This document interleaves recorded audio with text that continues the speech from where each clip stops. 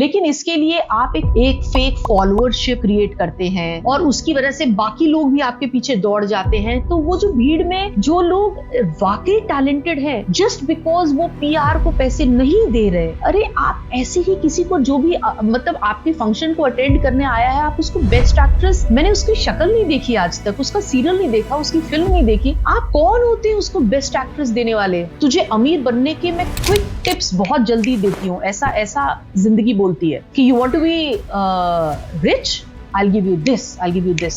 अब वो आपके ऊपर है कि आप उस ल्योरिंग में आते हो कि नहीं आते हो। उन्होंने कहा ये खोलिए। मैंने कहा क्यों सर? कहते खोलिए। तो खोला, उसके अंदर खोला तो पैसे ही पैसे। So I said, I just looked at him कि why is he showing me money? So then he said, देखिए आप जब से इंडस्ट्री में आई हैं मुझे आप पे बहुत लगाव हो गया है, तो मेरे एक इशारे पे ये भी आ सकते हैं और वो भी आ सकते हैं और ये भी आ सकते हैं, दिस इज योर्स।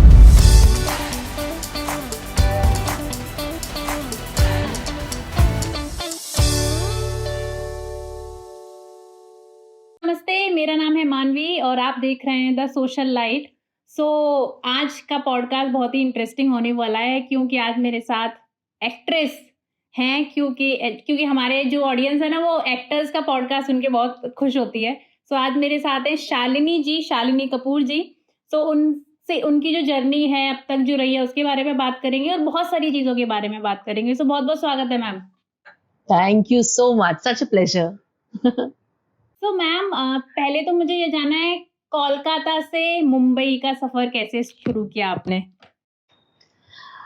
देखो ऐसा है कि मैं बहुत ही एक छोटे से मिडिल क्लास फैमिली को बिलोंग करती हूँ एंड पापा मेरे बिजनेसमैन थे। हम में से किसी को नहीं पता था कि एक छोटी सी कलकत्ता की गली से निकलकर एक लड़की इस हद तक बॉम्बे में एक अचीवर के रूप में देखी जाएगी and things God has been really kind. मतलब ये हमारे हाथ में तो क्या होता है, ख्वाब हर कोई देखता है लेकिन बहुत ही कम लोग होते हैं जिन पे भगवान की असीम कृपा होती है, जिन पे इस तरह का हो पाता है। तो I would give all credit to my God and my prayers, क्योंकि मेरे घर में because my mother is a sardarni, तो मम्मी हमारे घर में कोई पूजा पाठ नहीं हुआ करती थी, सिर्फ एक बाबा जी की फोटो हुआ करती थी गुरु नानक देव जी की। तो मैं बड़ी सी फोटो के आगे रोज बैठ के बोलती थी, भगवान जी मुझे यहाँ से निकालो, मुझे यहाँ से निकालो, मुझे कुछ करना है, मुझे लाइफ में बहुत कुछ कमाना है। और इस तरह से मैं बोलती थी और मुझे पता कुछ नहीं था। मतलब मैंने जिंदगी में मम्मी का हाथ छोड़ के कभी मैं घर के बाहर नहीं निकली, मेरी फ्रेंड्स नहीं थी, जो लाइफ थी बस स्कूल थी। तो वहां से यहाँ आकर इतना कुछ कर जाना, मतलब it can not be without the guidance of my guru and blessings of you know। So हाँ, इंस्ट्रूमेंटल चीज जो हुई थी वो ये थी कि मैंने ड्यूरिंग स्कूल डेज मैंने मॉडलिंग शुरू की थी। जैसे जैसे कई बार कई लोग आए थे स्कूल में ऑडिशन लेने के लिए, तो उनको लगा कि फेस बहुत अच्छा है तो मॉडलिंग करोगी। तो उस समय में मतलब इन 96 की बात अगर मैं कहूँ तो it use to be very big thing, you know, कि अरे नहीं यार मॉडलिंग तो बहुत गंदी चीज है, मतलब बहुत ही डाउन वैसा देखा जाता था। बट मुझे ऐसा लगता था कि यार no, why not, I want the world to know about me. मतलब मैं ऐसे आई और ऐसे निकल गई, ऐसी वाली लाइफ तो मैं जीऊंगी नहीं। तो इस तरह से देन आई डिड थिंक कि दैट मुझे मॉडलिंग करनी चाहिए। और करते करते फिर I was just 16 when I started, I was studying, class 10 में थी। और करते करते मैंने आई वाज 17 प्लस, अभी 18 पूरी भी नहीं हुई थी, और मिस कलकत्ता का टाइटल मैंने जीता था। और उसी के साथ मुझे बॉम्बे आने का मौका मिला एंड सिंस देन मतलब there is no looking back. मैं तो आई थी खाली 5-6 कपड़े लेकर, ये सोच के कि हफ्ते 10 दिन में तो वापस जाना है, लेकिन वो 10 दिन तो हुए ही नहीं। आज 28-29 इयर्स हो गए हैं। So yes. तो बेसिकली क्या होता है ना कि बहुत सारे इंटरव्यूज हम लोग सुनते हैं, तो इंटरव्यूज में ये भी सुनने को मिलता है कि हम उस पे रहे, जैसे स्टेशन पे सोए, बिस्किट खा के सोए, ये मेरा छोटा। ऐसा स्ट्रगल किया है मुंबई आके? नहीं, जैसे हर एक का ना स्ट्रगल अलग होता है। तो जब मैं आई, और मैं ये पहली बार आपके पॉडकास्ट पे बता रही हूँ आफ्टर 28 इयर्स, मैंने किसी इंटरव्यू में नहीं बोला है, बट देन मैं कुछ सच्चाई बताना चाहती हूँ, क्योंकि ना सबको बहुत ग्लॉसी पिक्चर नजर आती है कि ऐसा होता है वैसा होता है फिल्म लाइन में। ओ माय गॉड, मतलब बहुत से लोग ऐसे होंगे जो शायद जिस तरह की लाइफ हम जी रहे हैं वो देख के सोच रहे होंगे कि my God it's so good, but what we have seen and done, जैसे कि मेरे कुछ रिलेटिव्स थे जिनके घर में आके रुकी थी, भगवान भला करे, ऑफ कोर्स, बिकॉज अगर उन्होंने नहीं रहने की जगह दी होती तो शायद मुझे पता भी नहीं होता कि कैसे। मैं तो आई थी, बस मैं एक एड शूट करने आई थी, कैलकाटा से मेरा सिलेक्शन हुआ था। पैंटीन प्रोवी ब्रांड का जो शैम्पू था वो इंटरनेशनल ब्रांड था, तो जब वो इंडिया में लॉन्च हुआ तो उनको 4 फ्रेश फेसेस चाहिए थे। तो बैंगलोर से कोई लड़की सिलेक्ट हुई, पूरे कैलकाटा से मैं सिलेक्ट हुई, ऐसे we were 3 girls who came to Mumbai, और हमें बैंकॉक जाना था शूट करने के लिए, बिकॉज मेरे बाल भगवान की दया से आज भी even after so many years have been so good. Very nice. So उस ब्रांड की शूटिंग के लिए मैं बॉम्बे आई थी और मैं बहुत खुश थी कि मैं लाइफ में पहली बार इंटरनेशनल देखूंगी, मैं बैंकॉक देखूंगी, और इंटरनेशनल फ्लाइट्स में, and big money, and I was so happy कि मतलब यही तो लाइफ मैंने सोची थी। And when I came to Mumbai, there are some people जो आपके फेस पे आपको लगता है कि यार आप तो भोले होते हो ना, आप स्मॉल टाउन से आते हो, आप सब पे विश्वास करते हो, आपको लगता है ये तो मेरा ही है, ये तो मेरा ही रिलेटिव है, ये तो मेरा ही भाई है, मेरा ही बंधु है, मेरी चाची है, मेरे, बट किसी के दिल में क्या चल रहा होता है आपको नहीं पता होता। मेरा पासपोर्ट गुमा दिया गया, मतलब इन द सेंस छुपा दिया गया, ठीक है। उस टाइम पे मैंने नया नया कुछ पेजर वेजर खरीदा था, पेजर थे, मोबाइल्स नहीं थे, पेजर छुपा दिए गए। जो बॉम्बे कुछ डायरी के साथ आई थी जिसमें एड्रेस लिखे होते थे, लोगों को कांटेक्ट करना है, वो डायरी गुमा दी। अब मैं सोचूं, मैं तो हेल्पलेस, मतलब मुझे से 15 दिन के अंदर अगर मुझे बैंकॉक निकलना है, बाकी दोनों लड़कियों का वीजा भी लग गया, मेरा पासपोर्ट ही नहीं मिल रहा। मैं सोच रही हूँ मेरा पासपोर्ट कहाँ गया। मैं बिल्कुल हैरान परेशान कि मैं तो घर पे हूँ, how can my passport go away.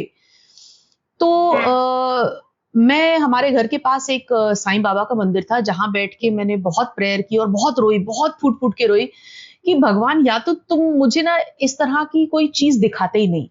मतलब मैं रहती कलकत्ता में और अपने शायद शादी करके मैं चली जाती कि यही मेरी जिंदगी है। तुमने जब मेरी प्रेयर सुनी है, इतना आगे तक ला के, इतने ऑल ओवर इंडिया में लड़कियों को वो करा के आपने मुझे बॉम्बे लाया है और यहाँ से मुझे बैंकॉक जाना है 10-12 दिन में, 2 हफ्तों में, और आप मेरा पासपोर्ट, मैं उनसे हाथ जोड़ रही हूँ कि मेरे पासपोर्ट दे दो, मुझे ये कर दो। नहीं, हमें तो पता नहीं, हमें तो पता नहीं, पता नहीं। फिर मैंने साईं बाबा के आगे बहुत बैठ के रोई। मैंने कहा God don't do this to me. और फिर मैं घर आई और उसके अगले दिन पता नहीं शायद उनका चेंज ऑफ हार्ट हुआ कि क्या हुआ, उन्होंने कहा कोई बाहर कचरे के ढेर से उठा के लाया है तेरा पासपोर्ट, कह रहे थे कि कचरे के ढेर पे मिला है, तो उन्होंने दे दिया। और मैं सोचूं पासपोर्ट पे मेरा एड्रेस है कलकत्ता का, because I come from Calcutta, Mumbai तो शिफ्ट मैं हुई, तो how can somebody come give my passport and tell me all these things. तो ये मैं समझ गई कि चेंज ऑफ हार्ट हुआ है, शायद मेरे साईं बाबा का चमत्कार है, और किसी तरीके से फिर मैं बैंकॉक गई, और बैंकॉक जाके फिर मैंने शूट किया, और उनका फिर मैंने 3 साल तक I was the brand ambassador. तो बहुत अच्छा शूट हुआ और इस तरह की बहुत सारी हरकतें हुई, जिससे आप जैसे जैसे बच्चा आगे बढ़ना चाह रहा है और उसको बढ़ने दिया नहीं जा रहा, कभी चीजें छुपा दी गई, कभी डॉलर्स छुपा दिए गए, कभी घड़ियां छुपा दी गई, और अब एक 18 साल का बच्चा कितना ही लड़ लेगा कि आपके बड़े आपके साथ कितना ही लड़ लोगे।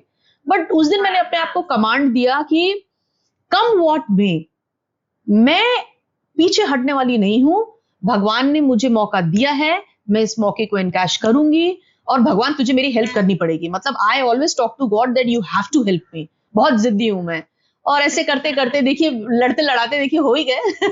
Of course. तो मैम कहाँ आप एक रिलेटिव के घर में रह रहे थे और अभी आपके पास 4 घर हैं, तो कैसा फील हो रहा है अभी, मतलब मुंबई जैसे शहर में? मुंबई जैसे ये शहर बहुत में बड़ा अचीवमेंट है, बहुत बड़ा अचीवमेंट है। बहुत बड़ा अचीवमेंट। और I would say again again जब तक कि डिवाइन इंटरवेंशन ना हो ये पॉसिबल नहीं है। क्योंकि जब हम लोग जब मैं उनके घर से, रिलेटिव्स के घर से, जब मैंने साल भर भी मैंने मुश्किल से नहीं निकाला होगा, मुश्किल से मैंने कुछ 7-8 महीने, एंड आई डिसाइडेड कि अगर मुझे ग्रो करना है लाइफ में, आई बेटर मूव आउट और मैं अपना रेंट आउट करूं, क्योंकि भगवान ने पहले महीने से ही काम देना शुरू कर दिया था। वो कहते हैं ना कि बॉम्बे में या तो आपकी किस्मत पत्तों के नीचे होती है या पत्थरों के नीचे होती है। तो भगवान की दया से मेरी किस्मत पत्तों के नीचे थी, और वो एक हवा का झोंका आया and it came up, you know. तो इस तरह से देन आई स्टार्टेड कि मैं रेंट आउट करके रहूं। अब इनिशियल डेज में अगेन इन 90s, 96, 97 में, 98 में बहुत कि एक्टर्स को और जो एयर होस्टेसेस होती थी उनको घर नहीं दिया जाता था आराम से, मतलब एप्रीहेंसिव होते थे कि आप लोगों के पास आज काम है, कल काम नहीं है, आप कैसे चुकाओगे, कैसे करोगे। एक सेल्फ एम्प्लॉयड के साथ जो प्रॉब्लम होती है। अगेन जिद्दीपन मेरा जागा कि ठीक है, आप अपने घर में मुझे 11 महीने के लिए इस तरह से सोचने के लिए लोग बोल रहे हैं। फिर मैंने कमांड दिया अपने सिर को, मतलब इन माय ब्रेन दैट भाई घर तो तुझे खरीदना है। और मुश्किल से आई मस्ट बी 21 और 22 and I bought my first house. मैंने कहा भाई हाँ, तो आई वाज एक 21 साल की होंगी मैं मुश्किल से, and I just bought my first house. And then फिर more and more and more and more. अभी I like investing in houses, और हर बार घर को देख के बहुत अच्छी एक प्राउड फीलिंग होती है कि कहाँ तो रेंटेड हाउस में आपको एक कील भी नहीं ठोकने देते थे, और अब आपका, मैं होम मेकर हूँ, मुझे हर जगह अपनी घर को ब्यूटीफुल बनाने का शौक है। तो आज मैं ठाट से अपने घर में जहां मर्जी कील ठोक सकती हूँ। अब आप और लोगों को भी तो रेंट पे दे रहे होंगे ना? हाँ। बट मैं बिल्कुल वैसी लैंडलॉर्ड नहीं हूँ, और मैं हमेशा उनको बोलती हूँ प्लीज, वो अगर कहते हैं शालिनी मैम क्या हम ऐसा कर सकते हैं, मैंने कहा भाई तुम्हारा घर है, just do what you want, because I have undergone this, तो आई नो जो होम मेकर्स होते हैं वो सजाना चाहते हैं, वो डेकोरेट करना चाहते हैं। मैंने कहा स्ट्रक्चरल चेंजेस ना करो, बाकी otherwise how you want to stay you stay. So I am being a good landlord. अच्छा मैम, जब आप 96, 97 में जब आप आए, तो ऐसा बोला जाता है कि उतना स्ट्रगल नहीं था। काफ़ी लोग ऐसा बोल देते हैं कि उतना स्ट्रगल नहीं था जितना अभी स्ट्रगल है। तो आपके अकॉर्डिंग आपको क्या लगता है, उस टाइम ज़्यादा स्ट्रगल था या अभी ज़्यादा कॉम्पिटिशन ज़्यादा बढ़ गया है? सी जब मैं आई थी तब भी सुना तो यही था कि बहुत कंपटीशन है, बिकॉज उस वक्त हमारे कंपेटिटर्स, बिकॉज मैं तो ब्रांड एकदम न्यू आई थी, और उस वक्त जी नया नया शुरू हुआ था, Tara and all these shows used to happen, बनेगी अपनी बात। तो उस वक्त पे इस तरह के शोज और न्यू न्यू ये जीईसी लॉन्च हुए थे चैनल्स, स्टार जी अभी न्यू ही लॉन्च हुए थे। तो बोला तो तब भी गया था कि कंपटीशन है, बट आई वुड से कि आज की डेट में कंपटीशन ज्यादा है, क्योंकि क्या है, अवेयरनेस बहुत हो गई है, लोगों को पता चला है। अर्लियर हमारे टाइम पे एज अ करियर चूज करना बड़ा मुश्किल होता था कि यार ये कौन सा करियर हो गया। जैसे अर्लियर डेज में म्यूजिशियन कोई करियर नहीं होता था, एक्टर कोई करियर नहीं होता था, पॉडकास्ट वॉडकास्ट तो अभी शुरू हुए हैं, इंस्टाग्राम अभी शुरू हुआ है, ये सारी चीजें। अब क्या है, आपके लिए बहुत सारे ऑप्शंस ओपन हो गए हैं। तो ऑप्शंस ओपन हो गए हैं, तो आपका कंपेटिटर एक इंस्टाग्राम पे वो भी है जो, अगर आपके 200 के फॉलोअर्स हैं और किसी के 500 के फॉलोअर्स हैं, तो वो भी आपका कंपेटिटर है, यू नो। तो ऑल डिपेंड्स अपॉन कि डेफिनेटली उस टाइम पे थोड़ा इजियर हुआ करता था, और उस टाइम पे ना हम we were allowed to do at a time 2-3 shows. मतलब हम एक शो अगर कर रहे हैं तो साथ में हम आधा दिन किसी और को, बट नाउ हमारे कॉन्ट्रैक्ट्स इतने सख्त हो गए हैं कि हमसे तो लिखवा दिया जाता है कि आप सीरियल कर रहे हो तो आप फिल्म भी नहीं कर सकते और आप एड्स भी नहीं कर सकते। तो उसके लिए फिर जद्दोजहद लड़ाई, नहीं ये पॉइंट तो हम नहीं मानेंगे, क्योंकि यू नो तो इस तरह से ना बहुत स्ट्रिक्ट अग्रीमेंट्स बनने लग गए हैं, बहुत स्ट्रिक्ट रूल्स बन गए हैं। तो of course it's very difficult to work now compared to then. हाँ। अच्छा मैम, जैसे जो आपने जैसे मूवी भी करी हुई है, मूवीज़ में थे आप पहले और आपने फिर स्विच करके टीवी में आ गए। तो वो क्या रीज़न रहा कि आपने मूवी छोड़ दी या फिर आप टीवी में ज़्यादा कंसंट्रेट करने लगे? सी फिल्म्स करने में बहुत मजा आता था. It was good fun. और एज आई सेड, मैंने तो जैसे जब मैं कलकत्ता में थी तो हमारे लिए तो मिथुन दा भगवान थे. तो हमें ऐसा लगता था कि यार किसी दिन मैं उनको देख पाऊं. तो देख पाऊं मैं, ऐसा हुआ कि जब मुझे मेरी फर्स्ट फिल्म मिली, I was opposite Akshaye Khanna. It was a double role film called Kudrat, Urmila Matondkar, Akshaye Khanna. I was introduced in the film and I was supposed to play two roles opposite Akshay Khanna and Akshay Khanna's mother also. मतलब, और they really wanted कि कोई जो बहुत अच्छी fresh actress हो जो ये दोनों रोल कर सके. तो what was the question? I forgot the question. What you said? आपने मूवी छोड़ के टीवी में क्यों स्विच किया है? हाँ. So इस तरह से तो फिल्म्स जब शुरू हुई और हमारे आउटडोर्स बहुत हुआ करते थे एंड थिंग्स लाइक दैट. फिर जब आस्ते आस्ते जब आपने लाइफ में अपने लिए एक मुकाम बना लिया और हस्बैंड हो गए और बच्चा हो गया, तो आपको ऐसा लगता है कि serials are a much better bet. और ऑनेस्टली स्पीकिंग, थोड़ा ऑनेस्टली, चाहे ये बात सब कोई जानते भी हैं, बट आउटडोर पे ना, मतलब को स्टार्स के साथ वो अगर आप सुंदर हो ना तो आपके ऊपर बहुत हिटिंग होती है. मतलब हर कोई they want to take advantage. इस तरह की बहुत सारी घटनाएं हुई हैं. आफ्टर वाइल आपको ऐसा लगता है बस हो गया यार, अब मुझे ना ये हर बार मैं डक करूं और कभी इससे बचूं और कभी उससे बचूं, और कब तक, मतलब ये आप तंग आ जाते हो कि यार this is not the life which I want, कि कभी इससे बचो, कभी इससे बचो, कभी इससे आप डिप्लोमेटिकली हट जाओ पीछे कि ये आप पे अटैक ना करे. ये आप after a while you want a peaceful life. तो serials are very clean, they very clean. यहाँ इस तरह की हरकतें नहीं है. फिल्मों में, आउटडोर्स में ऐसा होता है और मैं बहुत परेशान हो चुकी थी. तो I was like no more films. करूंगी, अच्छी फिल्म करूंगी, लिमिटेड टाइम के लिए आउटडोर होगा तब करूंगी. मतलब आज की डेट में भी, even after becoming a mother, आज भी कोई डर्थ नहीं है कि आज भी there are people who hit upon you, and known people in the industry जिनकी इतनी क्लीन इमेज है, but they hit upon you. But despite knowing, ठीक है, या तो आपने अपनी रोना गाना उनके सामने किया है कि मेरा पति अच्छा नहीं है, मेरी फैमिली लाइफ अच्छी नहीं है, मेरा बच्चा नहीं है, तो ऐसे में कोई आप पे हिट करता है या आपके साथ सिंपथाइज करता है तो समझने वाली बात है, क्योंकि आपने अपने बारे में इस तरह का कुछ बोला. आप देख रही हो इतनी खुश है, सिवाय पति के और बच्चे के बात ही नहीं करती है. आप में तब भी ऑडेसिटी होती है कि डिस्पाइट ऑल ढीठ बन के आप हिट किए जा रहे हो. आपको ऐसा लगता है भैया माफ कर, आगे बढ़. मैं सीरियस करती थी. जो एक्ट्रेस है उन्होंने मी टू भी लगाया, तो इसका मतलब जो इंडस्ट्री में एक तरीके से बोलेंगे कि थोड़ा सा, कई एक्टर्स ने बोला भी है कि बहुत गंदगी भी है, बहुत सारी चीजें हैं. तो इज इट राइट? सी, आप घर से बाहर निकलते हो ना, गंदगी शुरू हो जाएगी. क्योंकि लोग जितने होते हैं ना, घर के मर्द जो होते हैं, वो ऐसा सोचते हैं कि जब तक औरत घर में है वो सुरक्षित है. ठीक है, बहुत हद तक मैं ये नहीं बोलूंगी. मतलब if you are stepping out to work, आपको बहुत सारे तरह के प्राणी मिलेंगे, है ना, हर तरह के लोग मिलेंगे, बट ये अब आपके ऊपर है कि आप कैसे हैंडल करते हो. It's not just film industry, हर जगह, चाहे आप एविएशन में देख लो, चाहे आप मल्टीनेशनल्स में देख लो, चाहे आप इंडस्ट्री देख लो. यू थिंक इन डॉक्टर्स जब उनको ओवरनाइट शिफ्ट करनी होती है, क्या उनके ऊपर हिटिंग अपॉन नहीं होते? अभी रिसेंट केस इन कलकत्ता आपने देखा, a girl, a female doctor was there and in क्या हद तक हुआ. तो इस चीज की गारंटी नहीं है कि आप ये कहीं पे भी हो सकता है. Now you have to be mentally strong, and आप इस तरह की वाइब्स ना तो दीजिए कि you know that people can take a little that kind of a thing. तो आपको ये कॉन्स्टेंटली, और ये इन कोर्स ऑफ टाइम ही आता है. जब आप 18-20 के होते हो, आप पहले डर जाते हो. जब initially first 1 or 2 times, I won't say there was a very noted superstar who was trying to hit and come very strongly.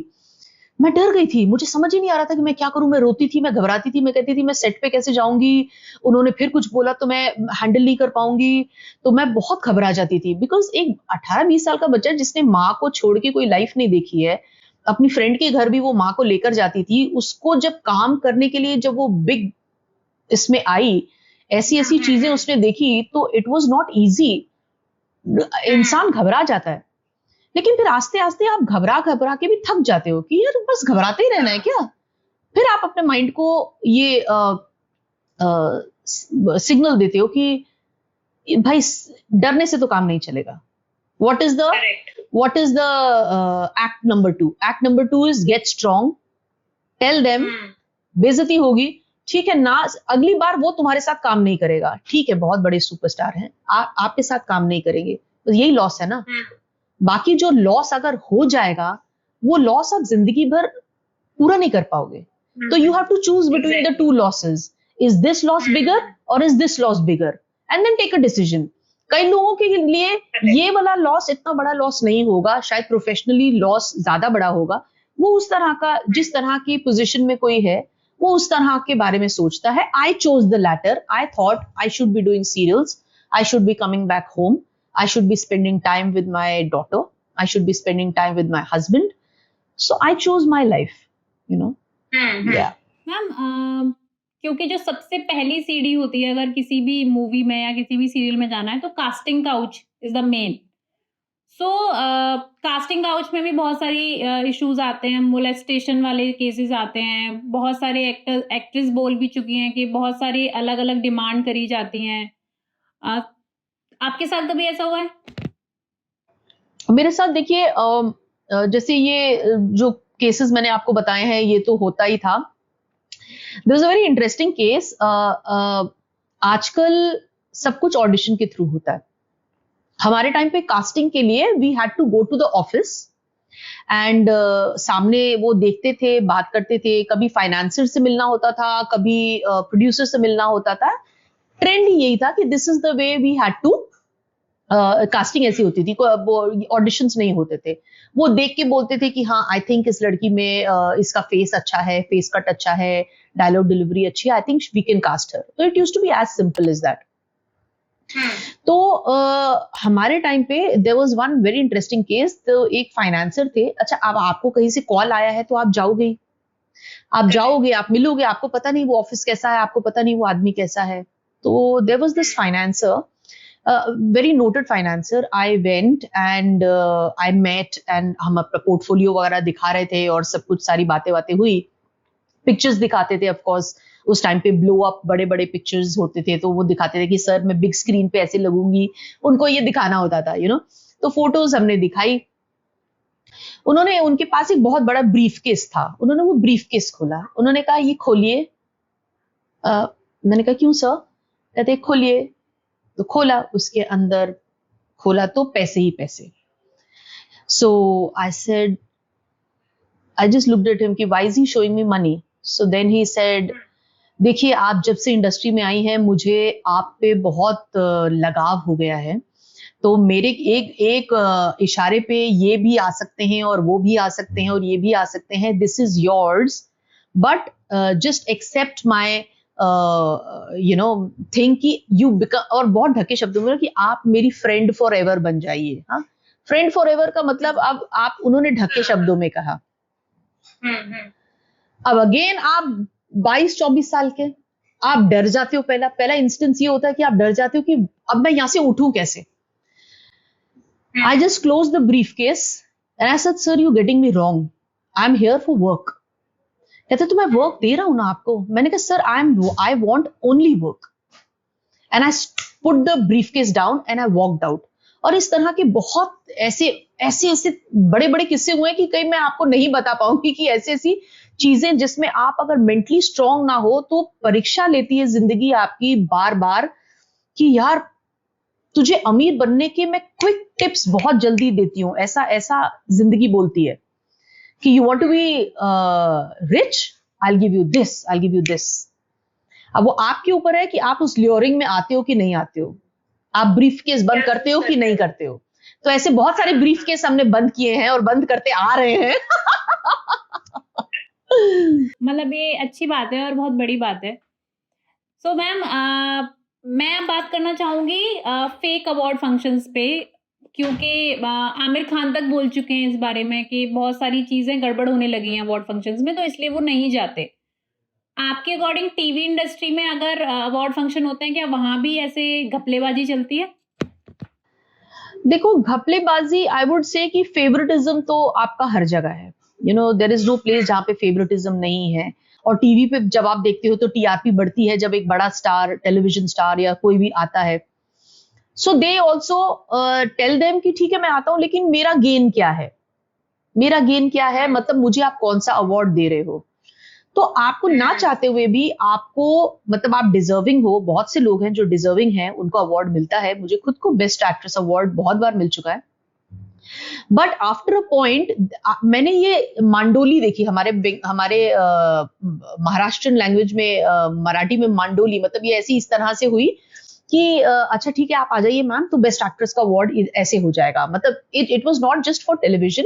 बहुत सारी ऐसी जगहें हैं जहां वो आपको बुलाते हैं और पूछते हैं देखो कौन सी एक्ट्रेस अवेलेबल है, हम उनको बेस्ट एक्ट्रेस का अवार्ड दे देंगे। अरे आप ऐसे ही किसी को, जो भी मतलब आपके फंक्शन को अटेंड करने आया है, आप उसको बेस्ट एक्ट्रेस, मैंने उसकी शक्ल नहीं देखी आज तक, उसका सीरियल नहीं देखा, उसकी फिल्म नहीं देखी, आप कौन होते हैं उसको बेस्ट एक्ट्रेस देने वाले। और उसके बाद जब, क्योंकि आपके पास जो पीआर स्टंट्स जो बहुत होते हैं, पीआर स्टंट्स में आजकल के बच्चे और आजकल के लोग इतने स्मार्ट हो गए हैं कि वो आते हैं फुल्ली प्रिपेयर्ड। उनको मालूम है विदाउट अ गुड पीआर वो इंडस्ट्री में रह नहीं सकते। क्योंकि जब तक पीआरशिप और आप लोग नहीं जानते, आपको, मैं नहीं बोलती कि PR is wrong, it is very necessary, ये आपका एक्सटेंशन है। आप चाहते हैं कि लोग आपसे मिलें, आप चाहते हैं कि लोग आपके बारे में जानें, लेकिन इसके लिए आप एक फेक इमेज अगर क्रिएट करते हैं, एक फेक फॉलोअरशिप क्रिएट करते हैं, और उसकी वजह से बाकी लोग भी आपके पीछे दौड़ जाते हैं, तो वो जो भीड़ में जो लोग वाकई टैलेंटेड है, जस्ट बिकॉज वो पीआर को पैसे नहीं दे रहे या नहीं दे पा रहे, जैसे बहुत सारे ओवरहेड्स होते हैं।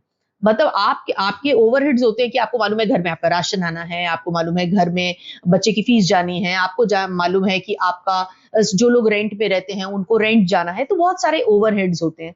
उन सारे ओवरहेड्स एंड, जैसे मुंबई जैसी जगह में आपका पर मंथ 2-2.5 लाख रुपए का ओवरहेड तो होता ही है। मतलब एक नॉर्मल इंसान भी 2-2.5 लाख रुपए आपको, उसके बाद यू हैव टू पे these PR machineries also, which is so sad कि यार ये आपने ओवरहेड और बढ़ा लिया। अब क्योंकि इनको आदत पड़ गई है some of the PR agencies too, कि भाई नहीं नहीं इतना तो हम लेंगे। अरे how will a new person or a talented person who really wants to explore more, जैसे नीना गुप्ता ने भी एक टाइम पे ये बोला था कि I am out of work. अब वही नीना गुप्ता है जो आज हर प्रोजेक्ट में है, तो मतलब ये आपको, जब तक आप खुद को पब्लिसाइज और राइट टाइम पे नहीं पहुंचोगे। लेकिन मुझे फेक पब्लिसिटी, जैसे कई बार होता है कि आप कहीं जा तो नहीं रहे हो, लेकिन एयरपोर्ट के सामने आप खड़े होके ऐसे विद अलग अलग dresses, I won't name the people, will stand in all these dresses which are, जो कोई भी जिंदगी में कोई ट्रैवल के टाइम पे तो नहीं पहुंच सकता। आप सेट पे पहन सकते हो, पार्टीज में पहन सकते हो, but you will never be travelling in a public place in those clothes. But आप पहनते हो और आपको ऐसे मिल जाते हैं, अरे मैम आप यहाँ, मतलब आपको लगता है हम बेवकूफ हैं कि आपको नहीं समझ में नहीं आया कि आप ही की पीआर मशीनरी ने बुलाया है यहाँ पे जस्ट टू टेल यू। तो इस तरह के बहुत सारे गिमिक्स होते हैं। दो पार्ट है मैम, मैं थोड़ा इसमें, आपने क्योंकि पैप कल्चर के बारे को इंक्लूड किया है, तो मैं दो पार्ट हैं इसमें। एक तरफ एक्टर्स बोलते हैं कि हम नहीं बुलाते, राइट। एक तरफ पीआर एजेंसीज ये बोलती हैं, सॉरी पेपराजीज बोलते हैं कि जो पिक्चर्स लेते हैं, जो बैक साइड से पिक्चर्स लेते हैं, वो हम नहीं बोलते, वो एक्टर्स बोलते हैं। कोई बड़ी बात नहीं, it could be both ways. Again I said how desperately you want something. If I'm desperate, कि मुझे desperately चाहिए कि मेरे बारे में बात हो और मैं oblivion में ना रहूं, और मेरे बारे में भले गलत बात हो लेकिन हो, वो भी जो होता है ना ट्रोलिंग भी, अगर भले मेरे बारे में अच्छी बात ना हो, ट्रोलिंग हो, तो वो ट्रोलिंग हो के चक्कर में आप भी कुछ कर सकते हो और वो भी कुछ कर सकते हैं। मतलब both of them can do anything, it goes hand in hand कि आपको किस डेस्परेटली वो चीज चाहिए। उनको अच्छी पिक्चर्स चाहिए, क्योंकि आप जब एक्टर्स इस तरह की बातें करते हैं, ओहो मेरी ड्रेस उड़ गई और मेरी ड्रेस छोटी है एंड ऑल दैट, तो ये चीजें जब आप डालते हो तो उनकी व्यूअरशिप बढ़ रही है, उनको ट्रोलिंग कर रहे हैं, लेकिन उनकी भी व्यूअरशिप बढ़ रही है। तो इस तरह से this is hand in gloves. But I just hope कि इसमें भी कुछ सीमाएं होनी चाहिए। मतलब ठीक है, these are also publicity stunts, it's all right, I am not condemning. लोग अपने कंटेंट क्रिएशन के लिए, मतलब आप कोई मोन कर रहा है। आई रिमेम्बर जब श्रीदेवी जी की डेथ हुई थी तो लोग बोनी कपूर जब एशेज प्रवाह करने गए थे, वहां से लेके एंड तक पानी में उतर कर सबको, मतलब ऑफ कोर्स हर एक की जिंदगी के बारे में हर एक की जानने का वो जो एक एडिक्शन हो गया है, you know, because of Instagram. Basically what is Instagram? ये शुरुआत हुई थी एज अ नेटवर्किंग के लिए, यू नो। नाउ आपने उस पर इतना कंटेंट देना शुरू कर दिया है, कौन कैसे उठता है। आजकल तो कई यूट्यूबर्स हैं और जो कि सुबह उठ के रात की सोने तक उनका कैमरा ऑन रहता है कि भाई this is the way. I probably it suits them. I don't know, I'm no one to condemn, but this is not the kind of life which I would like to, कि मेरे घर के अंदर झांक के हर इंसान, you know, because मेरी अपनी एक privacy है। हर इंसान का एक ऐसा रूप होता है जो घर में अलग होता है, वर्क पे अलग होता है। जिस तरह से आप पागलों की तरह हा हा करके घर पे हंस सकते हैं, आप अगर बाहर करेंगे तो कहेंगे, जो आपको नहीं कहेंगे पागल है क्या, क्रैक है, यू नो।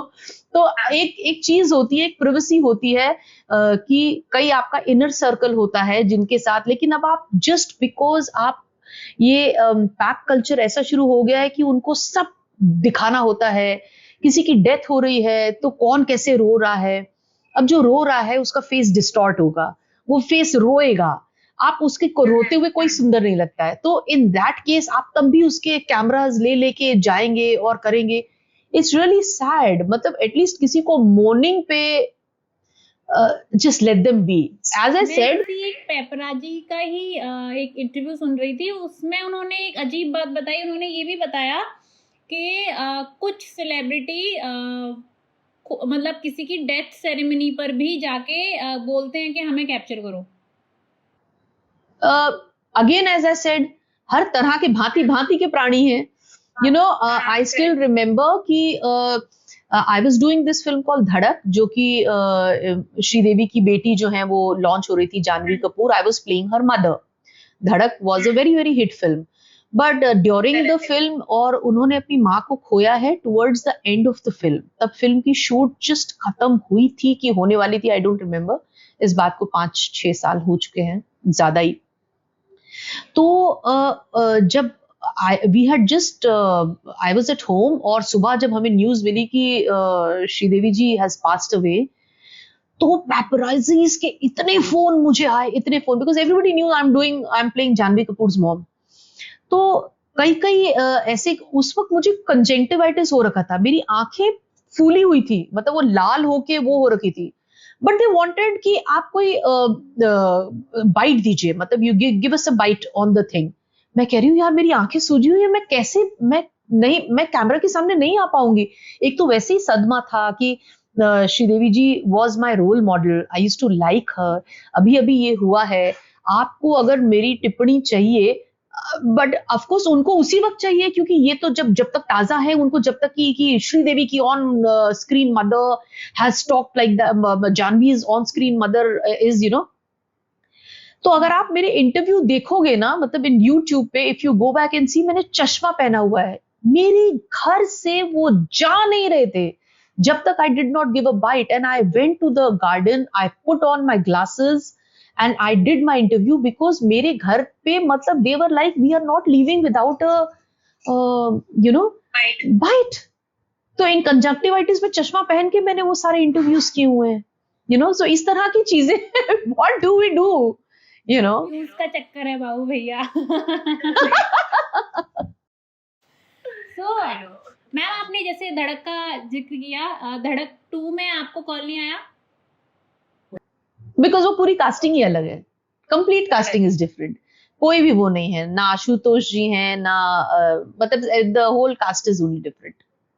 ओके मैम, मुझे ना एक ये क्वेश्चन करने में इंक्विजिटिव हूँ मैं, कि जब आप डेब्यू, क्योंकि आपने दोनों स्टार के शायद डेब्यू किया था उनके साथ, जानवी के साथ, और आई थिंक ईशान खट्टर थे ना? हाँ। सो दोनों ही डेब्यू कर रहे थे उस टाइम पे।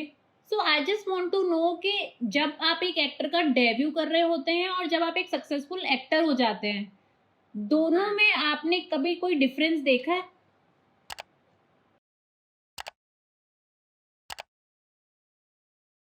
देखो क्या होता है कि ना इंसान जब ज्यादा सक्सेसफुल हो जाता है तो उससे ना वो रॉनेस नहीं होती। मतलब जब आप डेब्यू करते हो तो आप रॉ होते हो।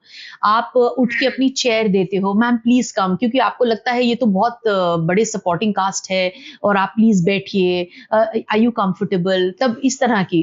फिर जब वो उनकी दो चार फिल्में हिट हो जाती हैं तो फिर hello ma'am, how are you, all good, तो एक वो एक हाव भाव में थोड़ी एक अलग चीजें हो जाती हैं। Of course they respect you, but एक ऐसा होता है तो क्या है, जितना सक्सेस उतने फिल्टर्स। और फिल्टर्स हर बार गलत हो मैं नहीं बोलती।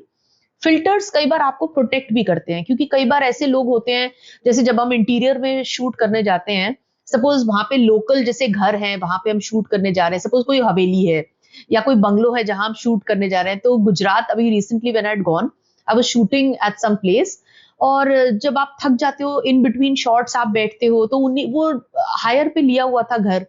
तो एक वहां की जो लेडी आई, बैठ गई और कंधे पे हाथ रख के बैठ गई, और क्या तो आई वाज लाइक आप कौन है, क्यों मेरे कंधे पे हाथ रख के बैठ गई हैं। तो आपको बड़ा शौक लगता है कि ये ठीक है, तो उनको ऐसा लगता है कि वो तो कुछ भी कर सकते हैं, मतलब वो आपको इतना। तो कई बार आपको ना फिर आप एकदम से फिल्टर्स लगा लेते हो कि आप ऐसे बिहेव करते हो कि ओके जी, नाइस नाइस, इनको जरा हटाना यहाँ से, मतलब वो ऐसा वाला जो होता है ना थोड़ा। क्यों, जब तक अगर आप फिल्टर नहीं करोगे तो लोग आपके ऊपर हावी हो जाएंगे। तो जितना सक्सेस मतलब उतने फिल्टर, ताकि लोग आप पे हावी ना हो, आप खुद को प्रोटेक्ट कर सकें। लोगों को ऐसा लगता है कि अगर बिग स्टार्स हैं या सक्सेसफुल हैं तो हम उनको कुछ भी बोल के चले जाएंगे। Trolling is the new new age thing, हम तो कुछ भी बोल जाएंगे। इनके इंस्टाग्राम पे हम चैट्स पे कुछ भी लिख सकते हैं, और वो उनको बहुत एम्पावरिंग लगता है कि मैंने अमिताभ बच्चन को ट्रोल किया, मैंने शाहरुख खान को ट्रोल किया। अरे भाई साहब, आप ट्रोल कर रहे हैं, हमें उस ट्रोलिंग को झेलने की आदत आ गई है। और हम आफ्टर अ वाइल, कई बार लोग रिएक्टिव हो जाते हैं। शुरू शुरू में आप रिएक्टिव होते हो, उसके बाद आजकल एक सिंगल सिंपल मंत्र है, आपके फोन में एक डिलीट का बटन है, आपके फोन में एक ब्लॉक का बटन है। आप thank you, nice knowing you, आपने बहुत अच्छे से ट्रोल किया, लेकिन मैं आपको जवाब दूं, आप मुझे जवाब दें, आप मुझे जवाब दें, आप तो वेल्ले हैं, मैं तो वेल्ली नहीं हूं। मैं आपसे 1.5 घंटा माथापच्ची नहीं कर सकती, तो मैं यहीं पे डिलीट बटन दबाऊंगी। ये होती है समझदारी, कि वेल्लों के साथ आपको वेल्ले नहीं बन जाना है, आपको कभी यू कभी have Amitabh Bachchan ji savage reply कर देते हैं। करना ही पड़ता है, बिकॉज कब देखिए एक्टर का भी मूड ऐसा होता है कि वो शायद 10 को ना रिप्लाई करे। जैसे अभी रिसेंटली इंस्टाग्राम पे मैंने एक रील डाली थी, दैट मैंने एक स्वास्तिक की नोज पिन पहनी है, क्योंकि मुझे अलग अलग नोज पिन पहनने का, गोल्ड का मुझे बहुत शौक है। I love investing in houses in gold, this is what I like. तो जब मैंने, और मुझे नोज पिन्स का खास करके बहुत शौक है, तो अभी इंस्टाग्राम पे one of the reels where I had put swastik, और मैं स्वास्तिक बहुत टाइम से ढूंढ रही थी, मुझे मिला, मैंने बनवाई, मैंने डाली। कई लोगों को बहुत अच्छी लगी, कई लोगों को ऐसा नहीं करना चाहिए, आप इतनी बड़ी एक्ट्रेस हैं, आपको स्वास्तिक नाक में नहीं पहनना चाहिए। तो मैंने 10 को तो रिप्लाई नहीं दिया, एक को लिखा, मैंने कहा क्यों, आपकी बॉडी क्या कोई डंपयार्ड है?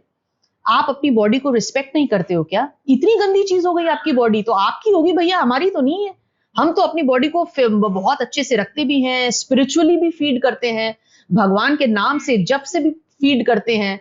हमारे लिए तो हमारी बॉडी जो एक जरिया है वर्ल्ड में आके कुछ करने का, उस चीज को हम गलत नहीं मानते। और अगर कोई चीज मैंने अगर पहनी है कान में, हाथ में, और मुझे अच्छी लग रही है, एक रिस्पेक्ट है, मेरे मन में रिस्पेक्ट है, आपके नहीं होगी, क्योंकि आपको ट्रोलिंग कर रही है, आपको लिखना है चैट्स में कि यार ऐसे कैसे आपने ओम की अंगूठी पहन ली, खाना बनाते हुए आटा लग जाएगा। ये सब आप वेल्ले हो, आप सोच रहे हो, हम वेल्ले नहीं है। ये करेक्ट है। अच्छा मैम, आपने भी बहुत सारे केसेस अभी मैं थोड़ा सा इंडस्ट्री से थोड़ा अलग हट के बात करना चाहूंगी। आपने बहुत सारे केसेस अभी देखे होंगे कि औरतों के ऊपर बहुत क्योंकि औरतें कुछ कुछ ऐसे केसेस आए जिसमें उन्होंने अपने पति को मार दिया, कभी कहीं ड्रम में, कभी कहीं किसी हनीमून पे, बहुत सारी चीजें हुई, आपने भी सुनने में आया होगा। सो जो पूरा समाज है, जो पुरुष प्रधान समाज, वो एक तरीके से औरतों को बहुत कोसने लगा, मतलब वो एक ही नजरिए से सारी औरतों को देखने लगा। So I just want to know कि आपका क्या ओपिनियन है इन सब चीजों पे जो अभी तक हुई। देखिए, आप कुछ भी करेंगे ना, उसका असर समाज पे होता ही है। आप अच्छी चीज करेंगे, उसका असर समाज पे होता ही है। जैसे कि हम सब जब प्रेयर करते हैं, वी ऑल आर वन, अगर हम बोलते हैं प्रेयर में वी ऑल आर वन, मतलब हम सब दिखने में अलग अलग हैं, हमारी आत्माएं तो हम एक ही आत्मा का पार्ट हैं। इसीलिए जो एक करता है, अगर कहीं पे अगर वॉर हो रही है, तो हम भले रशिया में नहीं है, यहाँ बैठ के हम जो टीवी पे देखते हैं, वाहिगुरु प्लीज ये खत्म हो जाए, वाहिगुरु ये हम करते हैं ना। या अगर किसी माँ ने अपना बच्चा खोया है, हम करते हैं ना, वाहिगुरु प्लीज उसे शक्ति देना। या जब कंडोलेंस मैसेज लिखते हैं, हम प्रे करते हैं ना।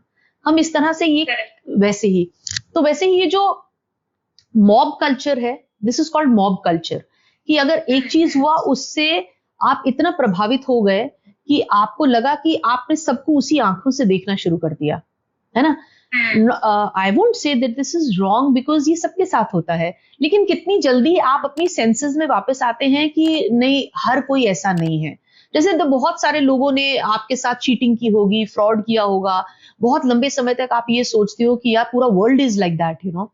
बट एक आप ऐसा कब तक सोचोगे? 2 साल, 3 साल, 4 साल, 5 साल, उसके बाद आप चेंज होते हो लाइफ में। और उसी को आपको सयाना होने को बोलते हैं, वो होते हैं सयाना बनना, या उसी को बोलते हैं बीइंग मैच्योर्ड, यू नो। सो कितनी जल्दी आपकी जो थिंकिंग और प्रोसेस है वो उसको आप रिसीड कर जाते हो और बैक टू नॉर्मल हो जाते हो, ये अगेन आप पे इंडिविजुअल टू इंडिविजुअल बहुत फर्क पड़ता है। सो आपके अकॉर्डिंग एक पति और पत्नी का रिलेशन कैसा होना चाहिए? भाई I can only talk about जो मेरी एक ही शादी हुई है तो मेरा मेरे पति के साथ जो रिलेशनशिप है, I married a friend, he was a friend, my husband was, हम साथ में हमने काम किया, और बिल्कुल उनको देख के जब मुझे ऐसा लगा, मैंने कहा अरे यार इतना गुड लुकिंग लड़का, लेकिन कहाँ अवेलेबल, तो कहाँ होगा यार, इस उम्र तक कहाँ अवेलेबल होते हैं।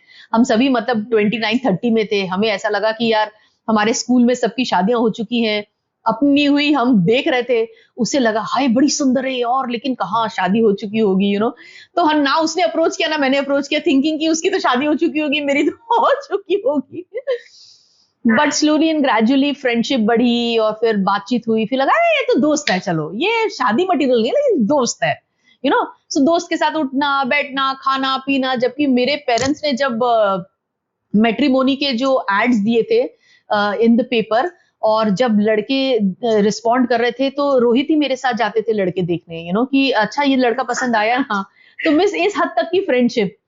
फिर एक दिन मेरी मम्मी ने बोला कि यार लड़का गुड लुकिंग, पंजाबी, तुझे जानता है, उसको कुछ भी नया ऐसा नहीं है जो तेरे बारे में नहीं पता, तुझे उसके बारे में नहीं पता, तो तुम दोनों क्यों नहीं सोच रहे? तो हम हंस हंस के गिर गए दोनों कि हम एक दूसरे से शादी करेंगे, ना ना ना ना, ये तो मेरा दोस्त है, ये कहां से शादी करेगा, यू नो।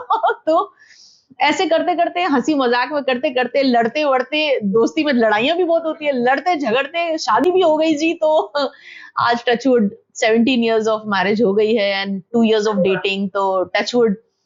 बल्कि कई कई लोग जो हमारे घर में जो मेड्स आई हैं, वो कहते हैं आपने सच में आप शादीशुदा है ना? मैं कहते शादीशुदा ऐसे तो नहीं रहते, यू नो, जिस तरह से आप दोनों रहते हो। इतनी मतलब हमारी as a friends we are like, you know, commendable, just like friends. दुनिया की कौन सी बात है जो मैं उससे नहीं कर सकती या वो मुझसे नहीं कर सकता, मतलब फिल्टर नहीं है मन में। अगर कोई पाप भी आया ना, बता दिया ये हुआ, देख यार ऐसे मैंने सोचा, मैं सोचा ऐसे कुछ ट्रिक कर लूं, मेरा मन हुआ कि मैं ऐसे कर लूं। अरे यार इस तरह की कॉमरेडशिप आपको कहाँ मिलती है? और अगर कोई लड़का है या लड़की है जो आपकी इस हद तक की है, मैं तो कह रही हूँ तुरंत शादी कर लो, तुरंत। you know? तो बैलेंस कैसे करना चाहिए जिसका बैलेंस बिगड़ रहा हो? बैलेंस बिगड़ रहा हो, सी बिकॉज हम दोनों, मैं और रोहित ना स्पिरिचुअलिटी में बहुत हैं। तो जब हमारी पत्नियां देखी गई थी, लोगों ने कहा कि यार ये तो कोई बहुत खास तो वो नहीं है, लेकिन पता नहीं कैसे चलेगा। तो टैरो कार्ड्स वगैरह में भी कोई बहुत ग्रेट रिव्यूज नहीं आए थे कि यार ये नहीं होगा। अच्छा, मुझे मेरा ये बड़ा पुराना प्रॉब्लम है, मुझे अगर ये बोला जाए ना तुम ये नहीं कर सकती, तो मैं खाली ऐसे करती हूँ ओके, मैं बिल्कुल टाइम वेस्ट नहीं करती आपको समझाने में, मैं कर लूंगी, कुछ नहीं। वो मैंने यहाँ कमांड दे दिया। और कैप्रिकॉर्न हूं ना, मतलब बकरी जो पहाड़ पे चढ़ के ही बोलती है हेलो आई हैव रीच्ड। तो मेरे को जब कोई बोलता था और टैरो कार्ड्स बोलते थे ये तो नहीं कर सकती, ये तो नहीं चलेगी, ज्योतिष ने बोला ये तो नहीं चलेगी, तो मैं सुनती थी। मैं क्यों आपकी डिसरिस्पेक्ट करूं, मैं कहूंगी ओके। मैं इतना बोलती थी। और मुझे इतना मालूम था अगर मैं चलाना चाहूं तो मैं करूंगी और ये होगा। इसके लिए आपको सी देखो, एफर्ट्स दोनों साइड से होनी चाहिए। एक बंदा एफर्ट्स करता रहे और दूसरा बंदा उसको रिसीव या रिकग्नाइज ना करे तो ये नहीं चल सकता। आपको भी ओपन होना पड़ेगा। अगर आप किसी को, आपके मन में बहुत प्यार है और आप किसी को प्यार देना चाहते हो लेकिन सामने वाला आपका प्यार रिसीव ही नहीं कर सकता, उसे समझ ही नहीं आ रही, तो आप चला के दिखा दो, हो ही नहीं सकता जब तक वो भी रिसीविंग करना। मैं कितने भी सिग्नल भेजूं, आप रिसीव नहीं करेंगे, मेरे सिग्नल्स कहां जाएंगे, उड़ जाएंगे ना हवा में। So you have to give and take. You have to give signals. You have to be a good receiver. You have to send proper communication. आपको कोई चीज अगर अपने अपने हस्बैंड में या बॉयफ्रेंड में या किसी भी रिलेशनशिप में, कम्युनिकेशन बहुत जरूरी है। आपको कोई चीज बुरी लगी, लोग बोल तो एक दूसरे को जरूर देते हैं कि यार मुझे तेरी बात अच्छी नहीं लगी। मैं नहीं बोलती कि कई कई लोग होते हैं जो दिल में होल्ड बैक कर जाते हैं। कई लोग बोलते हैं लेकिन बोलने का तरीका गलत होता है। तो अगर आपने देख लिया कि चलो ठीक है, आप में गुस्सा है, आपने बोला, आपने 4 बार बोला, 4 बार बोलने के बाद जैसे my mother taught me one thing कि तू बात सही बोलती है लेकिन तेरे बोलने का अग्रेसिव इतनी हो जाती है कि तेरी सही बात भी गलत लगती है। तो ये माँ ने मुझे आज से 10-15 साल ये बात समझा दी पहले कि बेटा जो तू बोल रही है एक एक बात सही है लेकिन तू अग्रेशन में बोल रही है तो सामने वाला को लगता है कि मैं क्यों उसका अग्रेशन अग्रेशन से सहूं। तो या तो अपने बोलने का ढंग ठीक कर लो। और फिर मैंने अपने आप को बहुत समझाया कि ओके शांति और फिर मैंने अपने बोलने का ढंग ठीक किया तो ऑफ कोर्स फिर मैंने मैजिकल चीजें देखी, प्रोफेशनली देखी, घर पर देखी कि जो चीज प्यार से हैंडल हो सकती है हर हर जगह, वो ही तलवार के आप सहारे नहीं कर सकते। कई बार आपको जहां काम आए सुई कहा करे तलवारी, तो वो वैसा वाला काम है जहां सुई का काम सुई करेगी, तलवार का काम तलवार करेगा। रखो सब अपने पास लेकिन कहाँ यूज करना है वो आपको पता होना चाहिए। सही बात। अच्छा मैम, आपने क्योंकि बड़े-बड़े स्टार्स के साथ भी काम किया है, जैसे अगर मैं एग्ज़ाम्पल लूँ तो जाह्नवी का ही, क्या आप लोग कनेक्टेड रहते हैं? मतलब नहीं, once the project gets over till the time we don't work in some other, तो ऐसा कुछ मतलब ऐसा connection again if we shoot again of course we will start it from there, but day to day I don't. और मैं बहुत ज्यादा socialising करती भी नहीं हूँ। जैसे बहुत सारी पार्टी कल्चर होता है, meeting greeting, I don't. I am a very very homely very very private person. मेरा काम खत्म, मैं अपने घर, finish, tata bye bye, till I go to the set the next day. तो मैं थोड़ी सी एंटी सोशल हूँ। ऐसा ही है, हाँ। तो आप स्पिरिचुअली बहुत ज़्यादा हैं। हाँ, स्पिरिचुअलिटी भी आपकी, मतलब आप ऐसा मानते हो ना कि आपकी लाइफ में स्पिरिचुअलिटी ने भी बहुत काम किया है?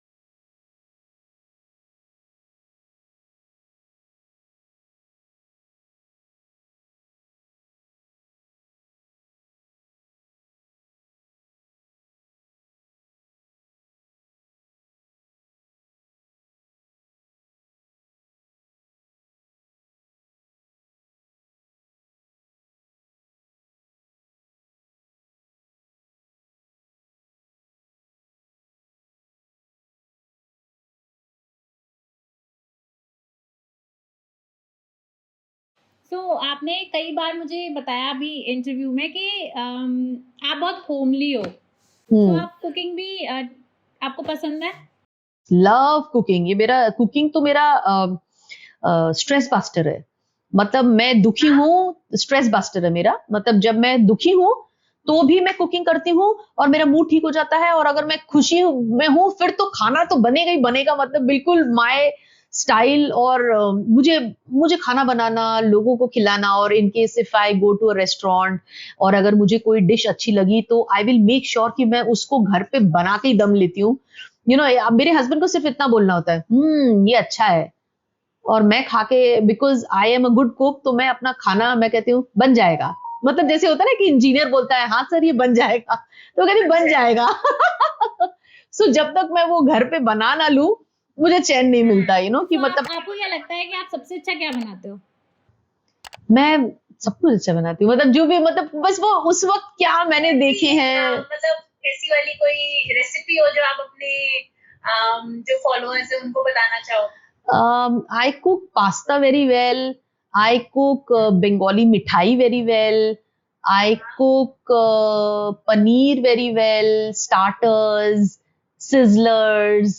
ये सारी चीजें ये मेरा लेटेस्ट वो है, मैंने सिजलर प्लेट्स ऑर्डर की हैं और अपने हस्बैंड को उसमें बना के, मतलब मुझे सो ये सारी चीजों का मुझे शौक है। मतलब ट्राइंग आउट न्यू थिंग्स, मतलब वही चीज बार बार नहीं, मतलब न्यू चीजें। मेरे हस्बैंड परेशान भी हो जाते हैं कि रात को सोते सोते भी जो मेरी स्क्रोलिंग चल रही होती है मेरे फीड पे, मेरे ख्याल से सिर्फ कुकिंग वीडियोस ही होते हैं। अब मैं नेक्स्ट ये बनाऊंगी, सेम इंस्टाग्राम पे। इतने कुकिंग वीडियोस होते हैं, तो वो कभी मुझे देखते हैं फिर मुझे देखते हैं कि यार सिवाय खाने के बियॉन्ड भी लाइफ है। कोई रेसिपी ऐसी जो आपको लगता है कि आप अपने फॉलोअर्स के साथ शेयर करना चाहो, जो आपको लगता है कि बेस्ट बनाते हैं आप उसको?